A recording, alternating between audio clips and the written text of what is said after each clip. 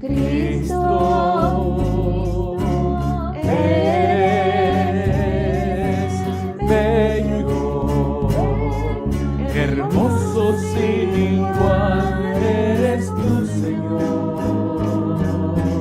Yo te adoraré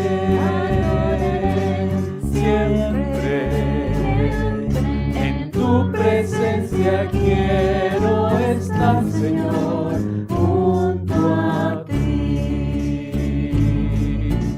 Tu fidelidad es grande, tu fidelidad incomparable es. Nadie como tú, bendito Dios, grande es tu fidelidad. Tu fidelidad es grande, tu fidelidad incomparable es. Nadie como tú, bendito Dios, grande es tu fidelidad. Cristo, eres bello, hermoso sin igual eres tu Señor. Yo te adoraré siempre, en tu presencia quiero estar, Señor, junto a ti. Tu fidelidad es grande, tu fidelidad incomparable es. Nadie como tú, bendito Dios, grande es tu fidelidad. Tu fidelidad es grande, tu fidelidad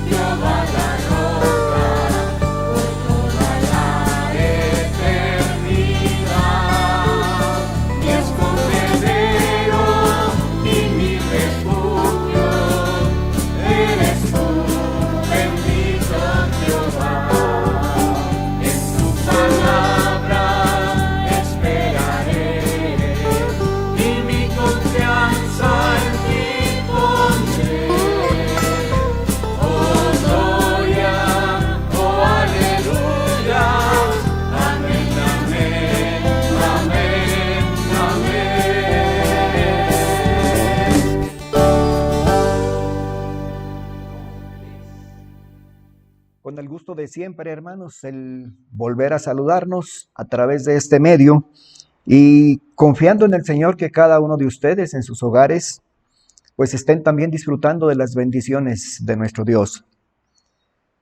En esta ocasión estaremos considerando la palabra de Dios en el libro de Lucas, capítulo 7, versículos del 1 al 10.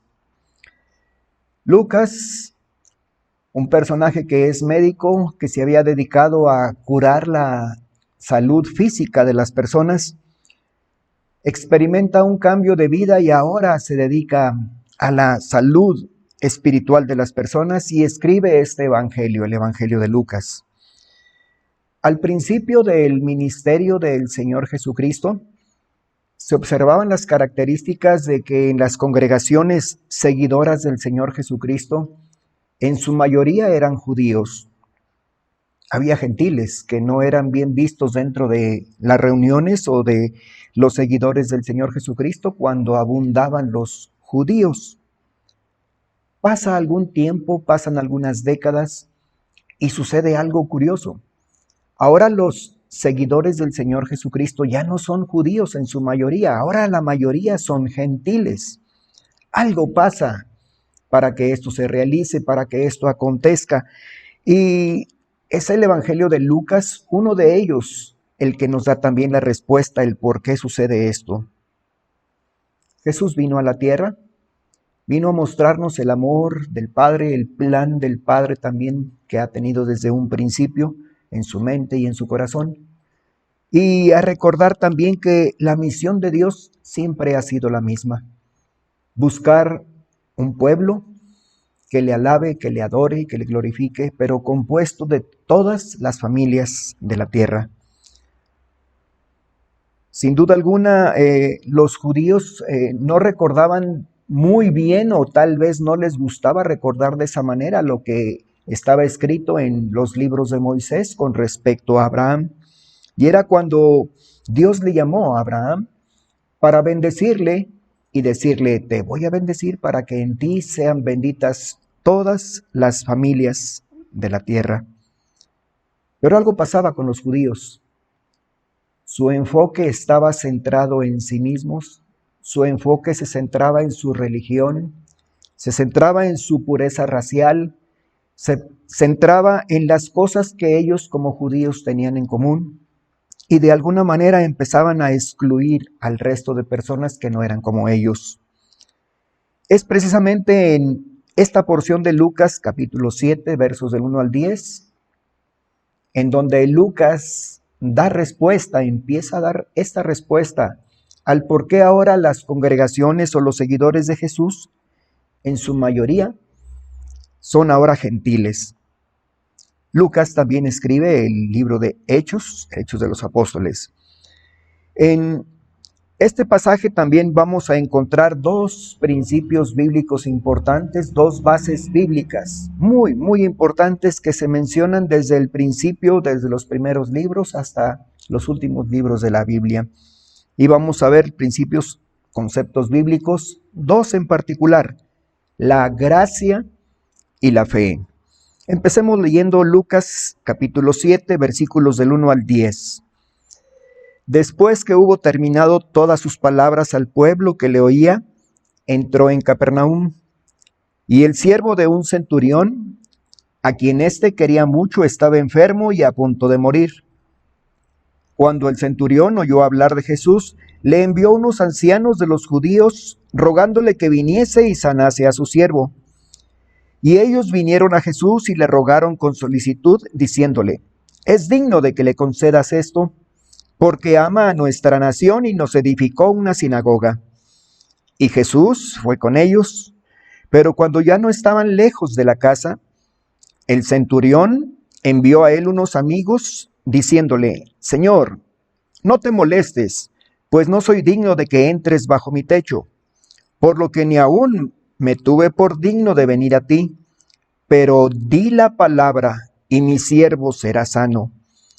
Porque también yo soy hombre puesto bajo autoridad y tengo soldados bajo mis órdenes, y digo a este, ve y va, y al otro, ven y viene, y a mi siervo, haz esto, y lo hace.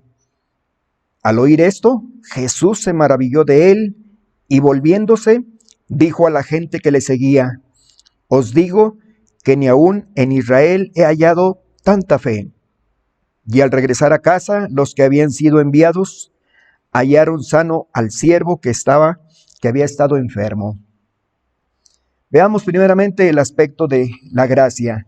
Sin duda alguna, el evangelio, la palabra evangelio significa buenas nuevas, pero ahora en particular y el enfoque en la palabra de Dios son las buenas nuevas de nuestro Señor Jesucristo. La Biblia es la historia misma de Dios y también podemos hablar que es la historia de la gracia de nuestro Señor Jesucristo mostrada a través del ministerio que Él estuvo desarrollando. Lucas enlaza el capítulo 6, los capítulos anteriores, donde Jesús había estado enseñando en una planicie y hablando acerca de las bienaventuranzas. Pero a la vez también hace el enlace no solamente con el capítulo 6, sino con lo que posteriormente de aquí en adelante se va a estar tratando. Y también traslada la escena de fuera de la ciudad a dentro de la ciudad de Capernaum, una pequeña aldea en la cual había pescadores a orillas del mar de Galilea. Y a partir de ahí va a ser importante esta ciudad porque va a ser en parte el centro del ministerio, del desarrollo, de los viajes de nuestro Señor Jesucristo durante su vida ministerial aquí en la tierra. A través del Evangelio de Lucas, vemos un marcado enfoque en el mensaje de Lucas. Y su mensaje principal es: Jesús es el Mesías prometido, anunciado por los profetas siglos antes. Ciertamente Lucas era un gentil y el enfoque también era en sus escritos dirigidos hacia los gentiles. Cada uno de los 4 evangelios tienen diferentes enfoques y también destinatarios, pero siempre hablando de diferentes facetas acerca de lo que es la vida de nuestro Señor Jesucristo. Jesús, a partir del capítulo 4 aquí mismo en Lucas, empieza ya a establecer una relación entre su ministerio y el ministerio de 2 profetas que para el pueblo judío eran de alto renombre y muy, muy reconocidos entre ellos. Estos profetas eran el profeta Elías y el profeta Eliseo.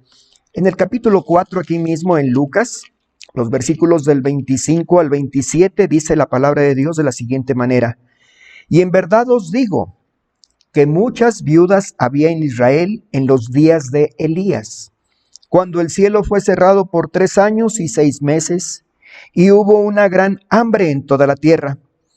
Pero ninguna de ellas fue enviado Elías, sino a una mujer viuda en Sarepta de Sidón. Y muchos leprosos había en Israel en tiempo del profeta Eliseo, pero ninguno de ellos fue limpiado, sino Naamán el sirio. Agrega el 28 y dice: al oír estas cosas, todos en la sinagoga se llenaron de ira. Aquí en el capítulo 4 el Señor Jesucristo empieza a establecer su relación del ministerio con aquellos 2 profetas principalmente, y el enfoque del Señor Jesucristo es para mostrarles también al pueblo que el plan de Dios original siempre ha sido el mismo a través de toda la historia. En este capítulo 4, Jesús, después de haber sido tentado en el desierto y es trasladado ahora a la ciudad, él llega a la sinagoga y le es dado el libro del profeta Isaías y lee la porción que se refiere al capítulo 61, versos 1 y 2. El Espíritu del Señor está sobre mí, por cuanto me ha ungido para dar nuevas buenas a los pobres. Me ha enviado a sanar a los quebrantados de corazón y a pregonar libertad a los cautivos y vista a los ciegos y poner en libertad a los oprimidos, a predicar el año agradable del Señor. Enrolla el Señor Jesucristo este libro y lo entrega a las personas encargadas de guardarlos. Y las miradas de toda la gente en la sinagoga están puestas en el Señor Jesucristo.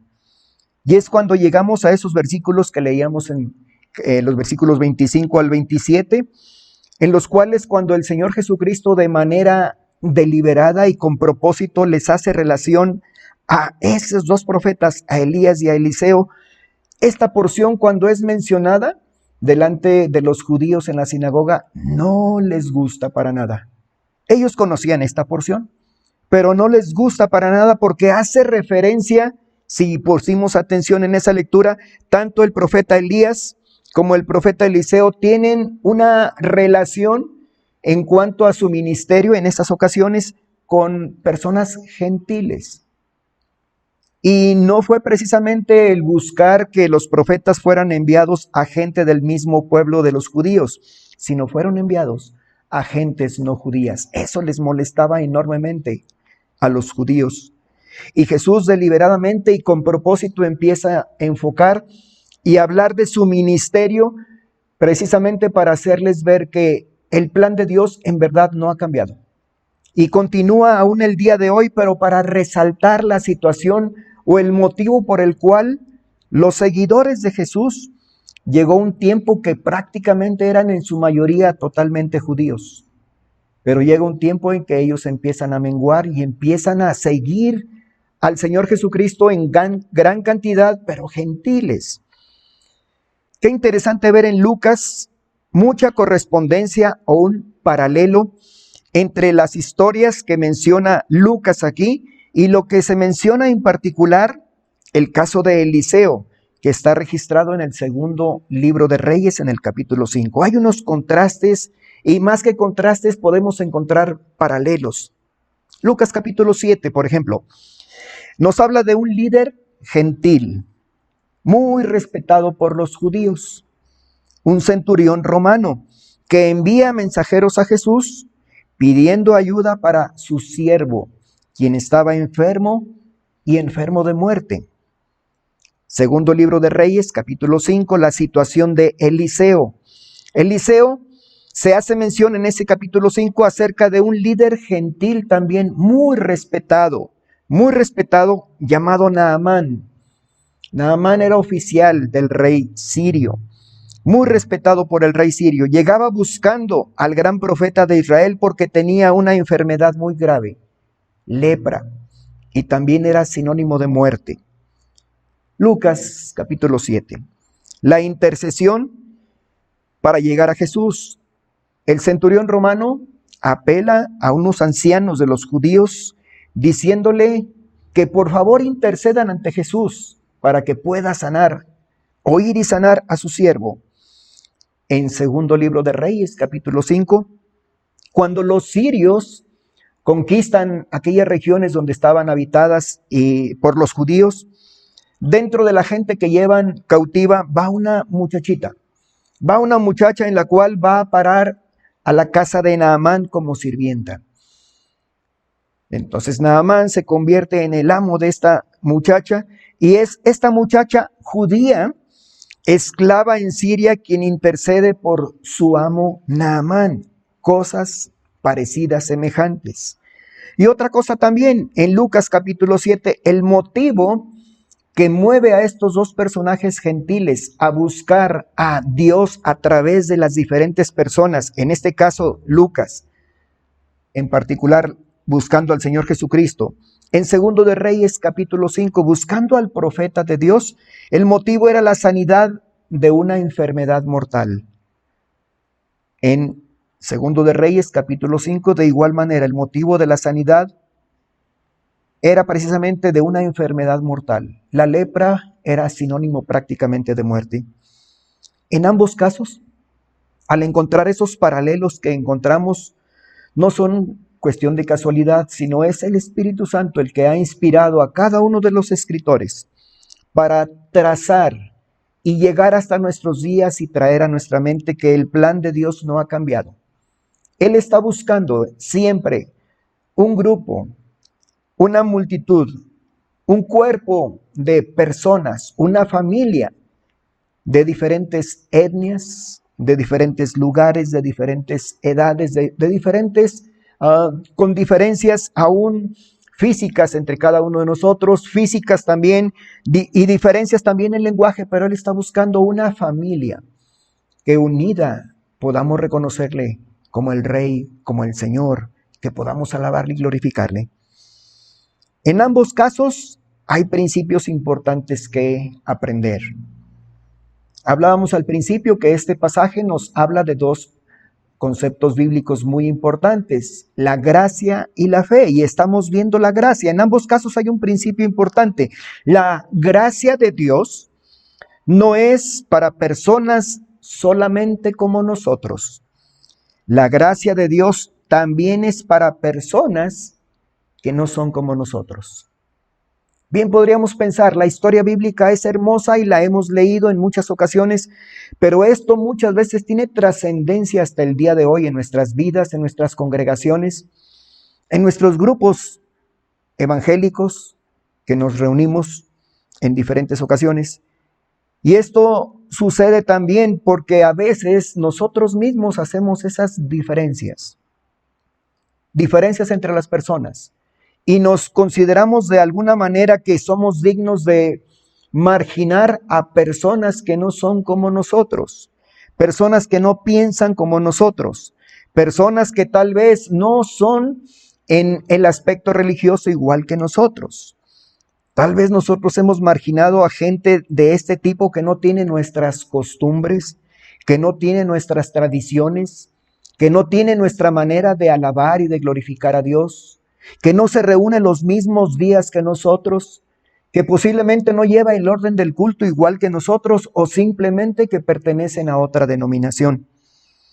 Pero sin duda alguna este principio sale de la palabra de Dios, que la gracia de Dios no es solamente para personas que son como nosotros, sino que la gracia de Dios también es para personas que no son como nosotros.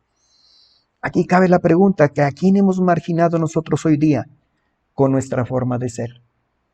Somos tal vez muy selectivos con quién reunirnos, con quién glorificar el nombre de nuestro Dios, o aún muy selectivos para ver a quién le enseñamos o le predicamos o le hablamos acerca de quién es Dios.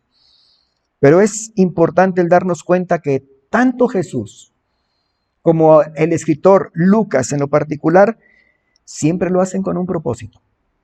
Qué interesante que Lucas, después de terminar el capítulo 6, donde Jesús les hablaba también a la multitud y les decía de la necesidad de amar a nuestros enemigos, ahora el enfoque de Lucas es mencionar un caso particular de un gentil. Y hay algunas características que estaremos viendo un poquito más adelante con respecto a este gentil que menciona la palabra de Dios. Pero realmente Dios ¿tendrá algún propósito? Y claro que Dios tiene un propósito, podemos hablar sin duda alguna de ello. Dentro de los propósitos que Dios tiene precisamente es que nos demos cuenta que donde cada uno de nosotros estamos ubicados, donde cada uno de nosotros nos desenvolvemos día tras día, Dios tiene un propósito para con cada uno de nosotros. Tal vez en nuestro entorno donde nos desenvolvemos diariamente hay personas totalmente diferentes a nosotros. Hablan español, tienen el color parecido a nuestra piel, son de nuestra propia ciudad, de nuestro propio país, pero de alguna manera a veces les marginamos porque no son como nosotros. Y a veces anteponemos el que para hablarles de Dios o para que lleguen a ser dignos de ser llamados hijos de Dios, primero tienen que ser como nosotros. Pero la palabra de Dios nos menciona que la gracia de Dios es para personas que no son como nosotros. Es para todo tipo de personas. El centurión romano, sin duda alguna, al ver las características de él, pertenecía no al pueblo de Israel, era un gentil.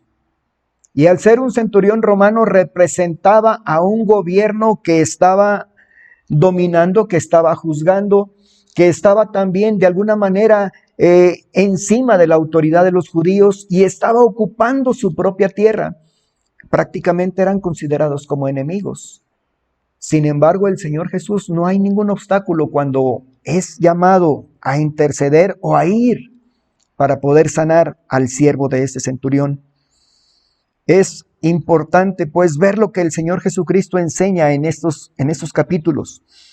En capítulo 6, el verso 27, capítulo 6, el verso 27, dice: pero a vosotros los que oís os digo, amad a vuestros enemigos, haced bien a los que os aborrecen. Para un judío, un gentil sin duda alguna representaba un enemigo.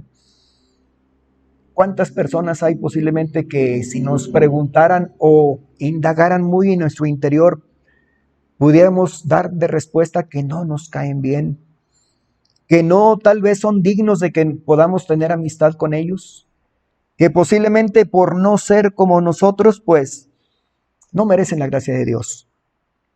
Algo más lo que enseña aquí la palabra de Dios es que no es necesario ser un conocedor de la religión para recibir la gracia de Dios.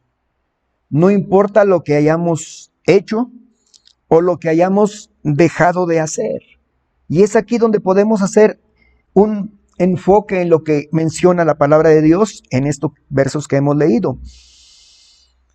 Cuando se acercan estos personajes, los ancianos, para interceder por el centurión ante el Señor Jesucristo, dice el verso 4 de Lucas 7, y ellos vinieron a Jesús y le rogaron con solicitud, diciéndole: es digno que le concedas esto. Es digno que le concedas la gracia de Dios a esta persona. Y a veces eso sucede en nuestras vidas también. Buscamos el ser dignos, el buscar merecer la gracia de Dios de alguna manera. Lo hacemos a través de nuestro comportamiento, a través de nuestras acciones. Y vea lo que agrega la palabra de Dios. ¿Por qué es digno que le concedas esto?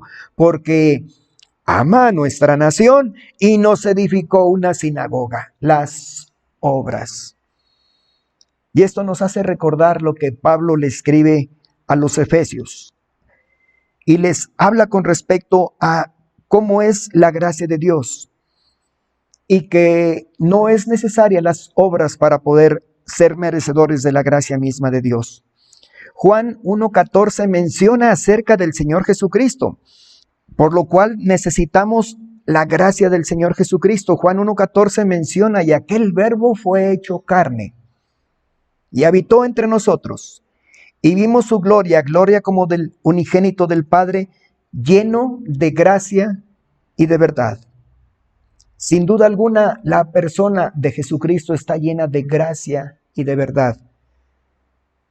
Y la gracia de Dios está a disposición de cada persona.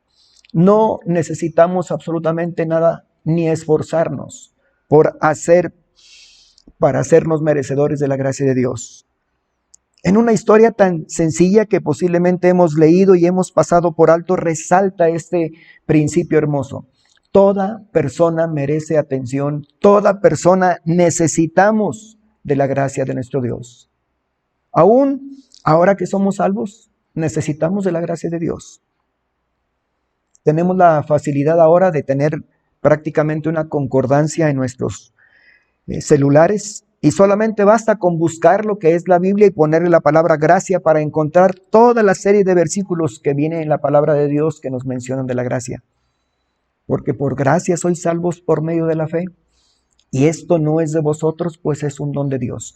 Pablo llegó a decir que por la gracia de Dios soy lo que soy.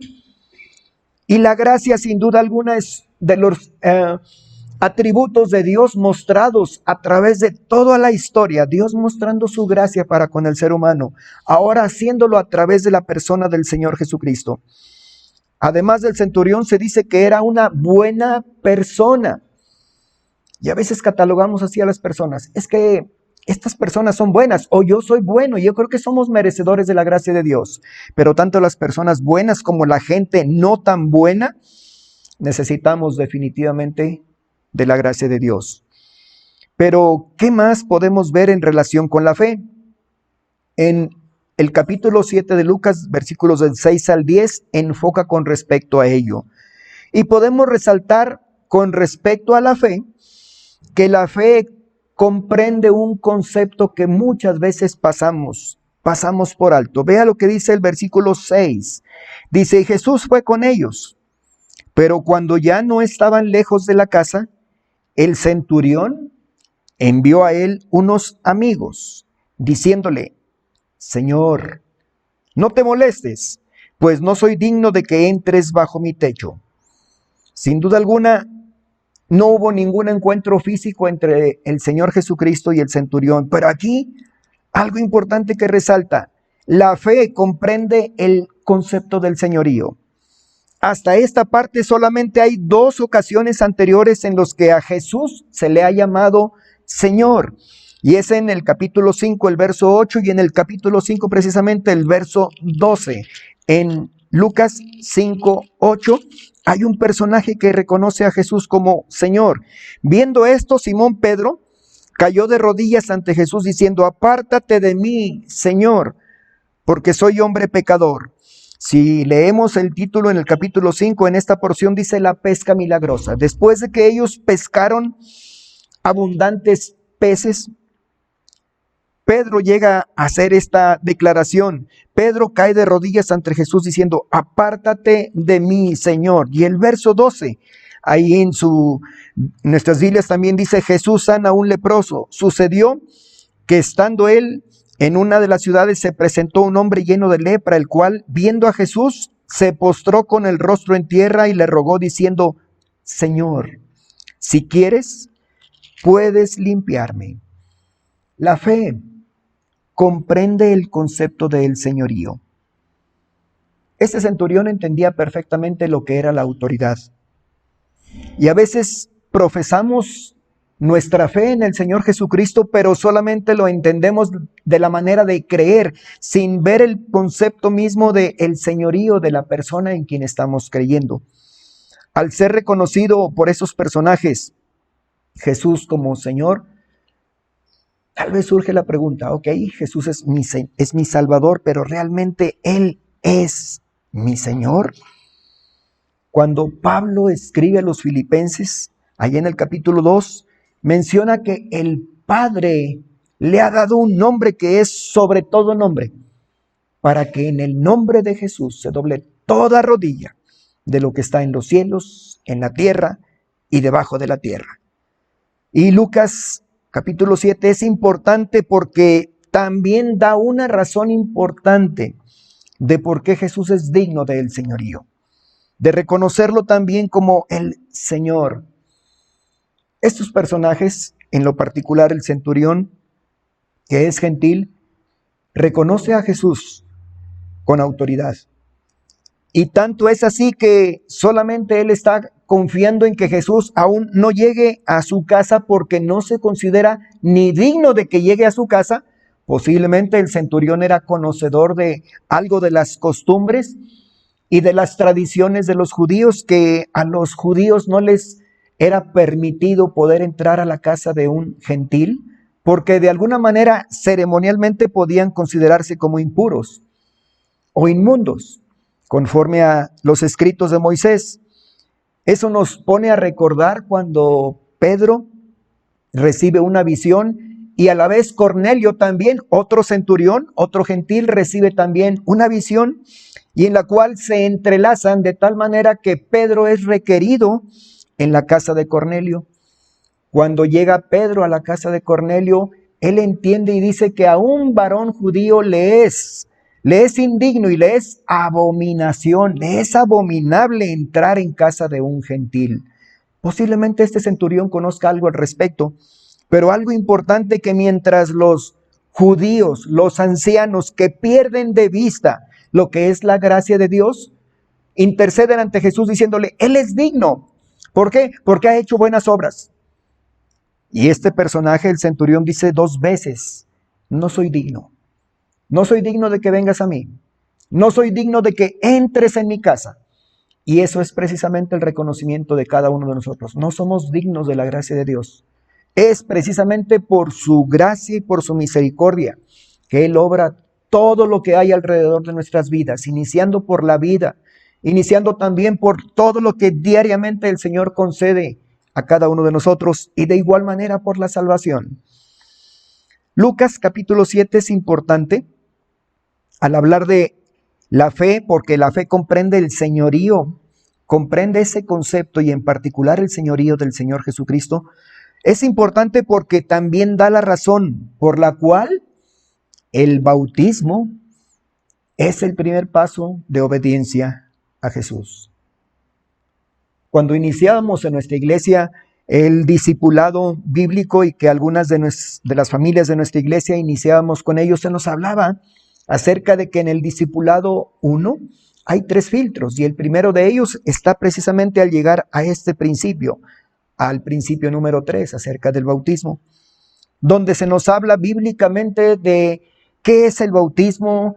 Se nos habla precisamente acerca de qué es, de dónde nace, cuál es la manera correcta y el propósito principal también de ello, pero presentándolo como el primer paso de obediencia.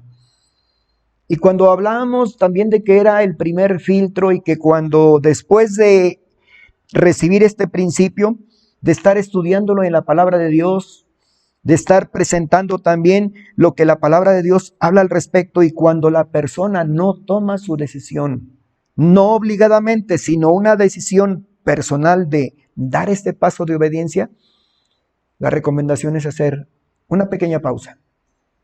Y esa pequeña pausa que se puede extender por más tiempo mientras la persona toma esta decisión. Tal vez al principio la veíamos un poquito mal. ¿Cómo es posible que vamos a dejar de enseñar la palabra de Dios simple y sencillamente porque no se ha bautizado?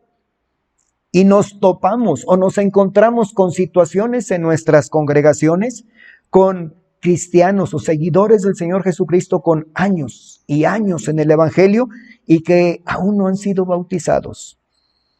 ¿Y por qué hablamos de que es importante este capítulo 7 con respecto al bautismo? Precisamente porque es el primer paso de obediencia. Y es el poder reconocer el señorío de nuestro Señor Jesucristo en nuestras vidas. Cuando el Señor Jesucristo hablaba aquí mismo en Lucas capítulo 6, el verso 46, Él habla de diferentes asuntos y ahí del versículo 43 al 45 dice, por sus frutos los conoceréis, pero luego empieza a hablar más adelante. Dice, ¿por qué me llamáis Señor, Señor, y no hacéis lo que yo os digo? Y esto es precisamente el concepto que sale. No solamente hablar de la gracia, sino también habla del concepto de la fe. Y qué interesante que no parte o no se relaciona con la actitud de los judíos, se relaciona con la actitud de un gentil que reconoce el señorío del Señor Jesucristo, aún sin tener un contacto físico directo con Él, sino haberlo escuchado. Porque cuando leíamos, el centurión había escuchado acerca del Señor Jesús y envió por esa razón a los ancianos para que intercedieran a favor de su siervo que estaba enfermo. Es un gentil el que reconoce el señorío del Señor Jesucristo. Cuando leemos en Lucas 6:46, ¿por qué me llamáis Señor, Señor, y no hacéis lo que yo os digo? Prácticamente es Dios diciéndonos a cada uno de nosotros, y más que decirnos, que nos preguntemos si confesamos en verdad o profesamos decir que somos seguidores del Señor Jesucristo y que Jesús es mi Señor. Entonces la pregunta, ¿por qué no hacéis lo que yo os digo? No solamente la fe comprende el concepto del señorío, la fe comprende también la autoridad del poder de la palabra. La autoridad del poder de la palabra. Veamos el versículo número 7. Por lo que aún me tuve por digno de venir a ti, pero di la palabra y mi siervo será sano. La fe también comprende el concepto de la autoridad que posee la palabra misma. No en vano Juan escribe también con respecto al Señor Jesucristo en el capítulo 1, verso 1, en el principio era el verbo. Algunas traducciones lo cambian, en el principio era la palabra, en el principio era el verbo y el verbo era con Dios y el verbo era Dios.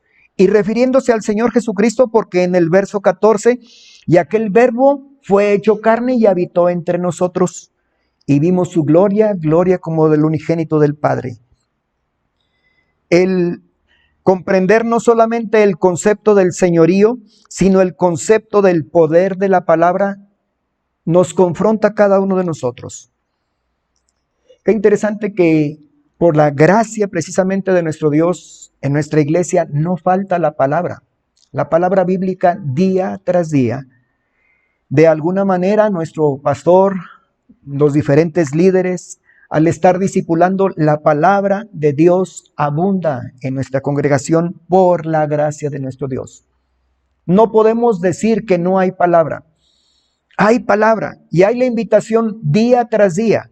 Y esta se oye como un eco en las voces de nuestros misioneros, cada uno de nuestros misioneros al estar en cada uno de los lugares donde Dios les ha llamado.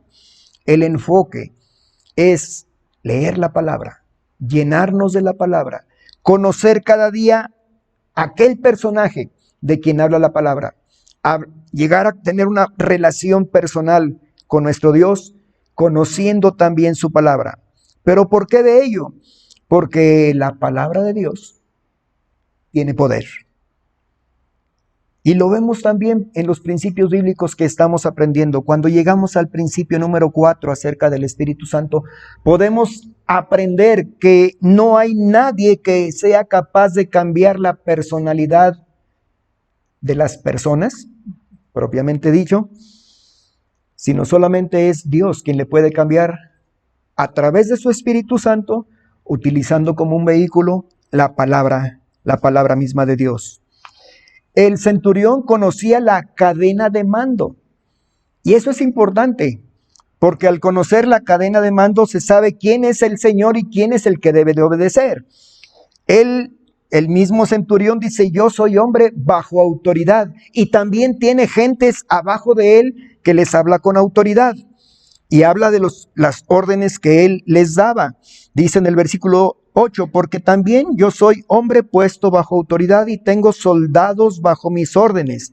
Esto nos pone a pensar y a recordar cuando Pablo le escribe a Timoteo: tú pues sufre penalidades como buen soldado de Jesucristo. En la segunda carta de Timoteo encontramos esta exhortación de Pablo para con Timoteo: porque también yo soy hombre puesto bajo autoridad y tengo soldados bajo mis órdenes, y digo a este: ve, y va, y al otro: ven, y viene, y a mi siervo: haz esto, y lo hace.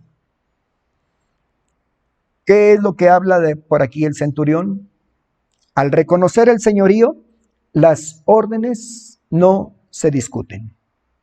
No se cuestiona tampoco a quien está dando las órdenes, puesto que se le ha reconocido como una autoridad superior. Y es lo que leíamos en el capítulo 6. ¿Por qué me llamáis Señor, Señor, y no hacéis lo que yo digo? ¿Cuántas veces nos acercamos a la palabra de Dios y de manera clara, de manera sencilla, el Espíritu Santo habla a nuestros corazones? Y es la misma palabra de Dios la que nos da indicación con respecto a lo que tenemos que estar realizando cada uno de nosotros, de manera muy personal.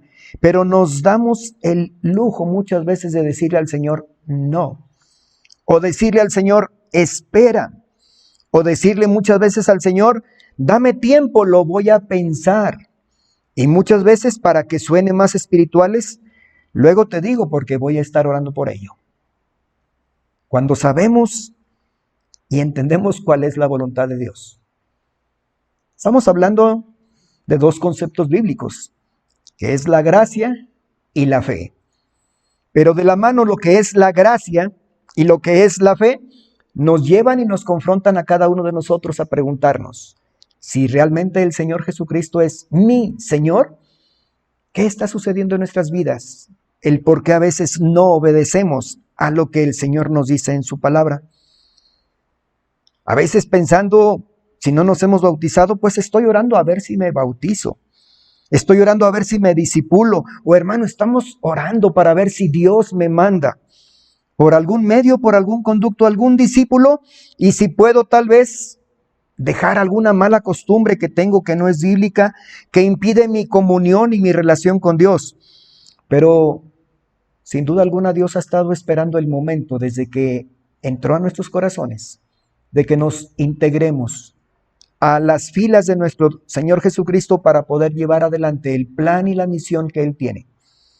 Cuando hace esa relación el Señor Jesucristo en su ministerio para decirles: el ministerio que estoy emprendiendo no es nuevo, sino es algo semejante a lo que realizaba Elías y Eliseo. Y por mencionar a más personajes también, Y recordarles al patriarca cuando Dios llamó a Abraham y le dijo, te voy a bendecir para que en ti sean benditas todas las familias de la tierra. Y es el mismo concepto para nosotros el día de hoy. El Señor está bendiciendo nuestras vidas cada día por su gracia. Él está esperando que le reconozcamos en respuesta a esa gracia, a ese amor, a esa misericordia, precisamente respondiendo con fe. Y al manifestar esa respuesta de nosotros para con Él al creerle, que lo mostremos reconociendo su señorío y reconociendo el poder que tiene la palabra de Dios. Que al leer la Biblia no solamente es un libro más, sino precisamente es la palabra misma de Dios. Ciertamente decimos, bueno, es un libro que tal vez tiene muchas letras y tal vez hablamos de ella como palabra viva, pero mientras no obedezcamos estas palabras, no va a haber transformación tal vez en nuestras vidas, y no es porque la Biblia no tenga poder, no es porque el Espíritu Santo no pueda con nosotros, sino es sencillamente porque cada uno de nosotros estamos rechazando que el Señor trabaje en nuestras vidas. Cabe aquí poder llegar a resumir y decir que el mensaje de Lucas capítulo 7 y en particular del 1 al 10, sí nos habla de dos principios y nos habla también de la sumisión al Señor Jesucristo, y que al someternos de esa manera estamos mostrando nuestra fe en Él, en su palabra, en lo que Él indica. Pero también tanto el concepto de la gracia como el concepto de la fe llevan a preguntarnos, ¿es o no Jesús mi Señor? Y si la respuesta es sí, Jesús es mi Señor, entonces la siguiente pregunta, ¿por qué me llamáis Señor, Señor, y no hacéis lo que yo os digo? Cada vez que nos acerquemos a la palabra de Dios, pensemos, la relación con Dios es algo serio, es algo digno de tomar en cuenta, precisamente porque Él es el Señor, el único, merece todo nuestro respeto, merece toda nuestra atención, merece en un momento también que toda nuestra atención esté centrada en Él, reconociendo que no somos dignos de la gracia de Él, mas sin embargo Él, sin merecerla, nos alcanza con su gracia, esperando producir en cada uno de nosotros una respuesta de fe que sea traducida en reconocer el señorío del Señor Jesucristo, en reconocer la autoridad de su palabra, en no solamente decirle como lo que leemos como concepto en Hebreos, de que es la certeza de las cosas que no se ven, la convicción de aquello que no vemos, sino que debemos demostrarlo reconociendo el señorío del Señor Jesucristo y reconociendo que su palabra es digna de obedecerse. Es interesante ver también, pues, que Lucas da respuesta al por qué en aquel tiempo los seguidores del Señor Jesucristo, judíos, iban menguando mientras los gentiles iban aumentando. No se trata de buscar que la gracia de Dios solamente sea para gente como nosotros. También la gracia de Dios es para gente que no es como nosotros. Es la razón por la que en diferentes lugares, regiones y aún hasta el otro extremo del mundo, por la gracia de Dios, Él ha permitido que miembros de nuestra iglesia, familia berea de nuestra congregación, estén en diferentes lugares, dando a conocer lo que es la gracia de nuestro Dios. Y cada uno de nosotros también es el propósito de Dios, que donde quiera que nos desenvolvemos, podamos dar a conocer la gracia también de nuestro Dios, reconociendo que es para toda persona, pero también reconociendo la grandeza y el señorío del Señor Jesucristo en nuestras vidas. Padre, en esta hora te damos gracias por la belleza y la hermosura de tu palabra. Gracias porque a través de ella, de una manera sencilla, confrontas nuestras vidas. Son historias, Señor, acontecimientos que pasaron tiempo atrás, y que inspirados por el Espíritu Santo, los diferentes escritores, y en particular en esta ocasión Lucas, lo ha plasmado y lo ha traído a nuestras mentes en esta ocasión. Pero Padre, el trasfondo, el propósito es que veamos en medio de cada porción quién es Dios, quién es la persona del Señor Jesucristo y quiénes somos nosotros en relación con Él. Por tu gracia, por tu misericordia, Señor, tú nos buscas cada día. Tú deseas, Padre, una relación íntima con cada uno de nosotros para ser utilizados como instrumento en tus manos, para hacer llegar tu gracia, Señor, a aquellas personas que aún ellas mismas no se consideran dignas de ello, Señor. Y ciertamente no somos dignos de tu gracia, pero precisamente por tu misericordia y por esa gracia es que nos alcanza tu amor, nos alcanzan tus bendiciones. Guarda nuestras vidas, Padre, y que cada día podamos valorar lo que tenemos por tu gracia, por medio de la fe en el Señor Jesucristo. Pedimos y te agradecemos estas cosas, Señor, en el nombre de tu Hijo Jesucristo. Amén.